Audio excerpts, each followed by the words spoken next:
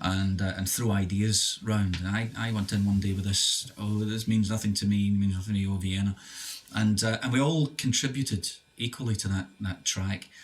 It wasn't so equal towards the end, but that stuff happens. But this Vienna is a classic example of it would never have been Vienna if it wasn't for Chris's great synth part, or Warren's and the heartbeat thing, and Billy's fantastic piano melodies and stuff. So yeah, it was a classic example of Ultravox's writing.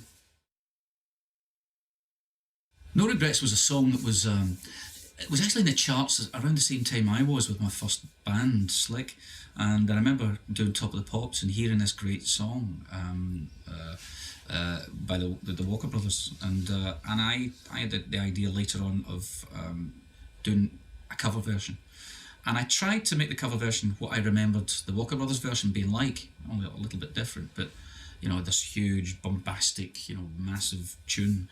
And I did it that way, and then of course I heard the Walker Brothers version a few months later, and of course it starts and it just kind of goes along a straight line and stops. It doesn't build at all, but it's just funny how your mind plays tricks like that. But I'm glad I liked it. I liked the way that I did that. It's a great song. Now, If I was I can't lay claim to kind of writing this. I kind of co-wrote it. Danny Mitchell, an old friend of mine from Glasgow, brilliant songwriter, was in a band at the time called The Messengers, and Danny and Colin, the two guys, used to tour with Ultravox. They'd do their own set, then they'd come on and do backing vocals and keyboards and other bits and pieces to enhance the band.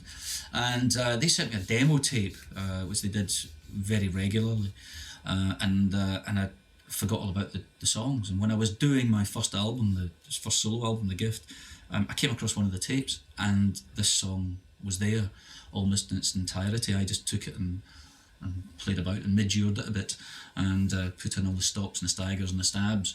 But one of those instantly appealing songs, and it was a huge hit, I'm glad to say. Ultravox used to do the most the most bizarre things. We used to treat vocals as if it was just another instrument. We used to mix them quiet and have them just there as part of the overall musicality of the bit we were working on. And Reap the Wild One was no exception. When we played it to the record company, it was they thought it was great, but they didn't know what it was, and it was a classic example of piecing together lyrics that don't necessarily tell a story, but each lyric has a sound and a feel to it that sets up an atmosphere. So the song actually meant nothing at all. It's one of those songs that you could never perform except if you were doing it with Ultravox. I mean, I've been asked many times to perform it acoustically, and you just can't. It's an impossibility.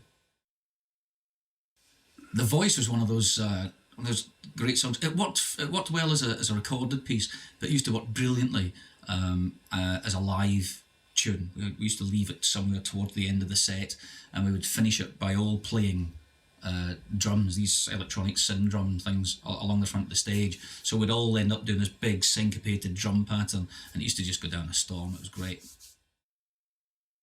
When we were talking to Chrysalis Records about possibly signing us back in the early Ultravox days,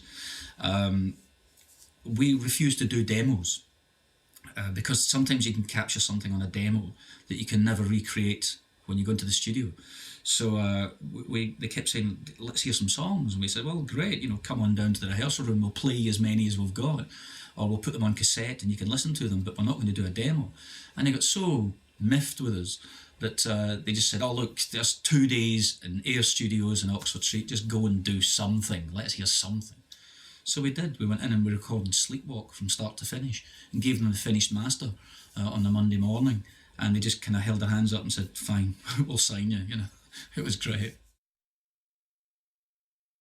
Him was something we did with the great George Martin and his engineer Jeff Emerick, the people who put together a lot of the Beatles stuff, the Sgt. Pepper album for one. And we worked with George on this, and it was great having a different type of producer. We'd worked with Connie Plank before, but he was very much an engineer type of producer, whereas George was a very hands-on musical producer.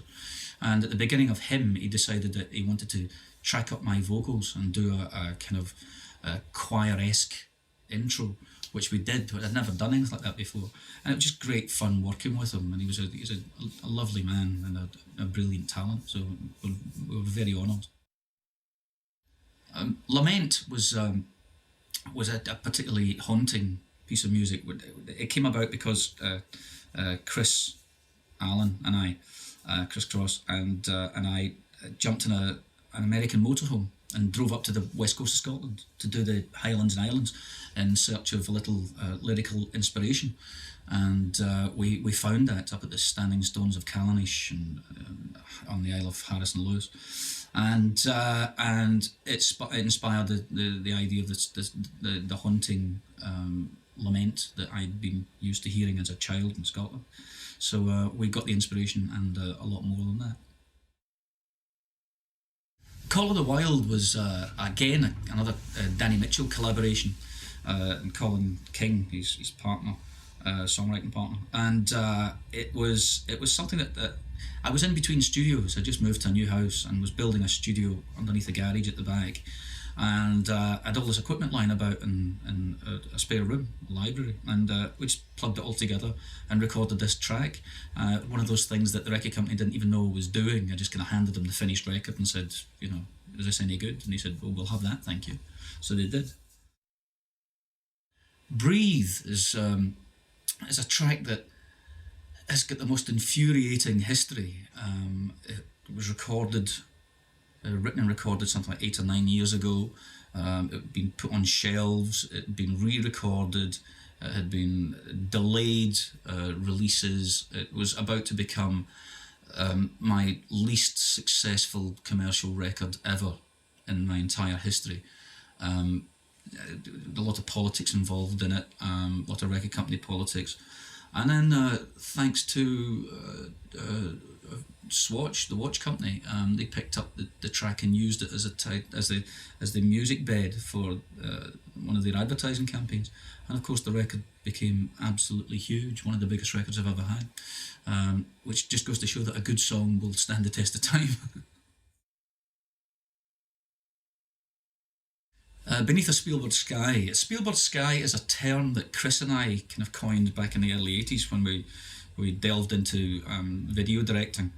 And Spielberg Sky is exactly what it sounds like. It's a lot of the directors at the time, George Lucas and all of those guys coming out of America, all had this kind of threatening, ominous sky. And we tried to recreate it in a variety of videos and failed miserably. But the term a Spielberg Sky has always stayed, so I've used it in the title of that song.